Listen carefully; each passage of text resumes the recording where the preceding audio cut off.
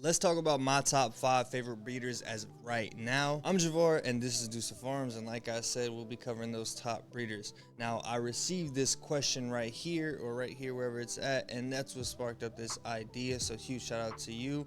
And if you have any other questions at any time, anybody just comment on a video. What I'll start doing now is like a bi-weekly or maybe like a monthly thing where I just gather all those questions and compile them into all one video. Unless it's a topic like this where it could just kind of be its own video. Now, for my favorite breeders, of course I could sit down there and go through the top ones. I could be like, compound genetics, seed junkie, I could just start naming all those type of guys, and that's cool or whatever. There's a lot of fire that's come out of those camps. Like, I'm pretty sure we've all smoked something that has come out of either of those camps, and then if not, those just to name two, like the two biggest ones that first come to mind or whatever. But if I sat there and thought about it, I can name a bunch.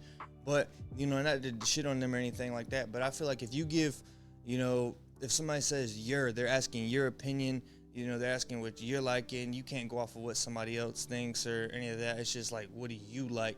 And well, what I like is, I'm be honest, I haven't grown too many things of them specifically. Like, I haven't copped any compound genetics. I haven't copped any seed junkie. Well, I have a seed junkie cross in the mix right now, whatever. But, I'm not pursuing those genetics, so I can only talk about what I'm currently growing. So for my list, I composed it of a bunch of breeders. That's not the top ones, it's just a bunch of people that I've grown their genetics, I've rocked with them, I've got mother plants of them, so that lets you know I like the genetics and I'm keeping them in the garden. Now, you're asking an opinion, so of course all this is going to be biased based off of everything I just told you. I mean, it makes sense, right? It's my preference, so I'm not telling you by any way, mean, or form to go out here and get these genetics and they're going to change your life or anything like that. What I am saying is, I've grown them and I've had great success with them. So to kick off the list, which they aren't in any order, we're going to be starting with Tsunami Seed Co. Over on Instagram. He has some great work. Just came out with a new Fujiwara. I can mess that up completely, so we will just leave it at Fuji or Fuju, whatever it is. But regardless of that, that's his new genetic as of right now.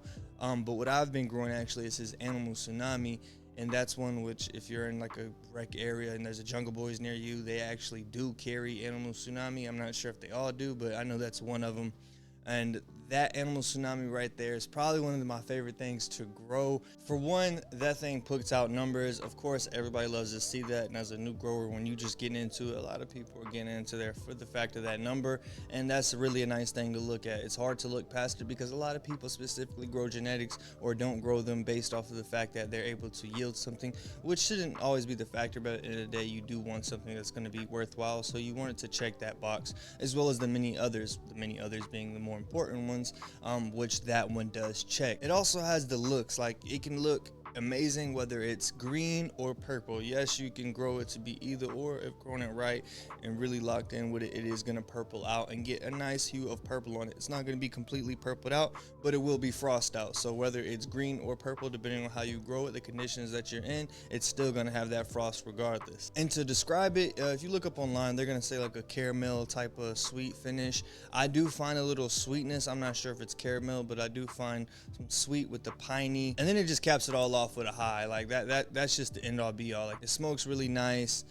It burns well, looks amazing when burning, getting a resin ring build up. And then, with the resin ring, of course, there comes the rosin, which it is a 5% washer. So it yields in both flower category and hash for those that are interested in either of the two. Next up on the list, I want to talk about something I'm actually about to finish up in the grow right now, and that's Grow More Stress Less, or Grow More Fire Genetics, or just the homie VO. That's what I call him. I mean, he's got all these different names, right? But him, the guy behind Super Buff Cherries, which that being the first strain I want to talk about. Super Buff Cherries from him, it's pretty nice. It's really good. It's got the looks there. You guys saw it. Post went viral. The pink, the pink hue kind of, confused the people. They didn't understand that the fact that, I have a red light on like pinkish purple plants. So of course it's going to intensify that pink look, even though they weren't all that pink. It's just the way the camera read it. It's the way my eyes read it under that light. But after, you just see a normal, nice purple hue. And that strain right there, which is a Trop Cherry to Super Boof, that was a nice one right there. It leans heavy in the color as far as the Trop Cherry. I'm not sure about the wash or anything like that one, but it has the looks and it is a nice smoke, productive high. That's why I like it a lot, and I keep it in the garden because it gives me a nice productive high just to get stuff done, work on these videos and whatnot.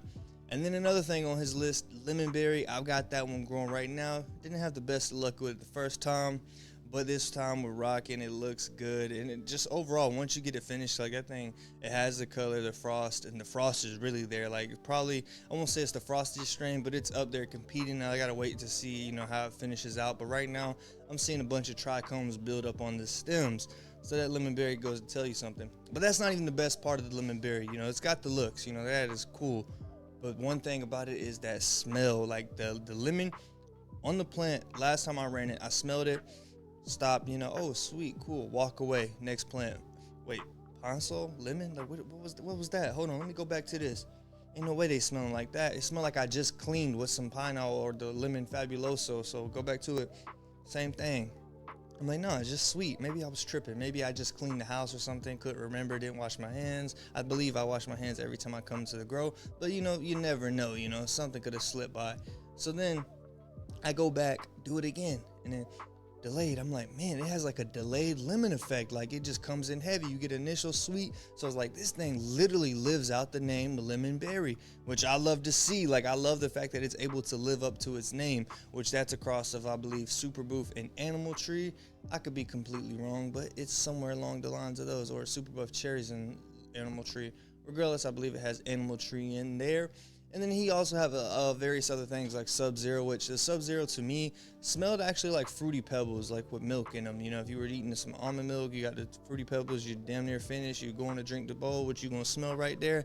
I feel like that's what his Sub-Zero smelled like. That Sub-Zero also does put out. It gets huge, nice cola. So for anyone looking for yield out of his camp, that Sub-Zero is a yielder. The Super Buff Cherries, I would say out of those three would be on the lower end. I'd give Lemon Berry like a 2, and then I would give that Sub-Zero a 3. He since then has a bunch of other genetics. He's been crossing several things, and you know, he's fairly new at it, but he's constantly progressing. He's really passionate about it, and that's the homie. Gotta support him. I love the fact that I see his passion, and I believe in his passion, his vision, and everything that he's trying to accomplish with that. So huge shout out to him. All right, next up on the list, we got Raw Genetics.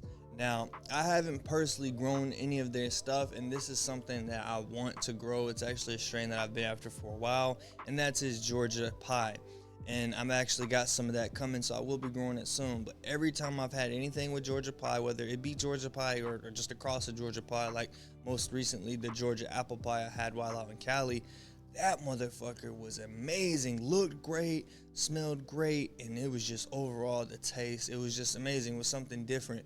So I got to get my hands on more of that Georgia Pie, and I will have it coming. So I had to throw Raw Genetics in the mix, and he's got a lot of other various things. Like I seen his stuff, French Toast, Blue Slushy. He's got a plethora of different crosses over there. So huge shout out to Raw Genetics. Not too much to say. I will update it as I grow out the Georgia Pie, and you guys can see that grow from seed to harvest or from clone to harvest. So stick around to the channel for that. Next up, we got Rothko. He has one that gives big, nice, chunky nugs like that. Sticky rice is amazing. And honestly, one of the phenos did have like it's hard to describe what rice smells like, but you ever cooked it and just a pot, boiled it, whatever, or that'd be a instant pot, and then you just walk in and smell that. Like I cook a lot of jasmine rice, so I smell rice pretty frequently, and when I come in my house after not being in it for a second and the rice is cooking, I get a nice whiff of like, I don't know how to describe it, but you know, that actually kind of had that smell. Then one kind of smelled like licorice a bit,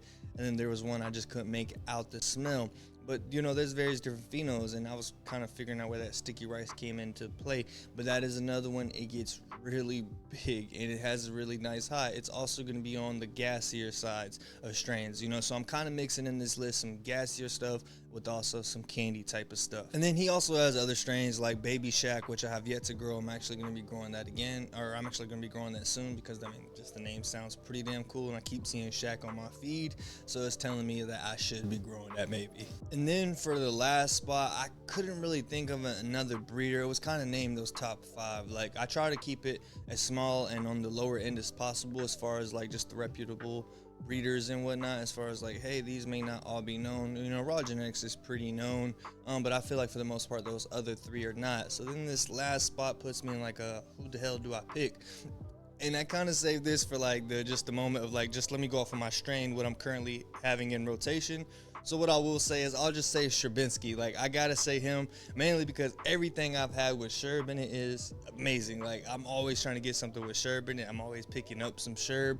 So I gotta give, huge shouts out to him, and I would love to just try Sherb on its own. I don't even think I've tried Sherb. Maybe I gotta get a Sherb banger, which I know Rob from CLTV, he did a video and he was talking about Sherb banger. So I think I probably gotta grow some Sherb banger in there. And then with this last spot, I was also gonna say like Doja, the Doja camp over there, Seed Junkie and whatnot, just for that permanent marker. But then I was like, wait, permanent marker has Sherb in it. So that's why I was like, you know what, let me just go with Sherbinski because that thing is smoking. So yeah, that fifth spot we'll just say for the genetic, and that's going to be Sherb. I feel like that'll just make it all that much easier, rather than trying to figure out a breeder. We could just call it we'll just leave that spot specifically for the Sherb. And as stated, that list was in no particular order. It was just my top 5 for the moment. It's bound to change next year. I could find 5 new ones that I'm currently rocking with, but of course there's still going to be those genetics that I like because, like I said, I have mothers of them, so I chose the mothers for a reason, unless I find something better to replace those moms. If you guys got your top 5 breeders, go ahead and drop them down in the comment section. It's fine if you post some top names in there. We're not gonna make fun of you by any means because I'll probably agree with some of them as well. They probably would have made my list, but I just didn't want to put them because them being top dogs, I feel like they're already known. Let me give somebody that I'm personally rocking with. So that's that. I appreciate you guys so much for watching the video. Until next time, peace.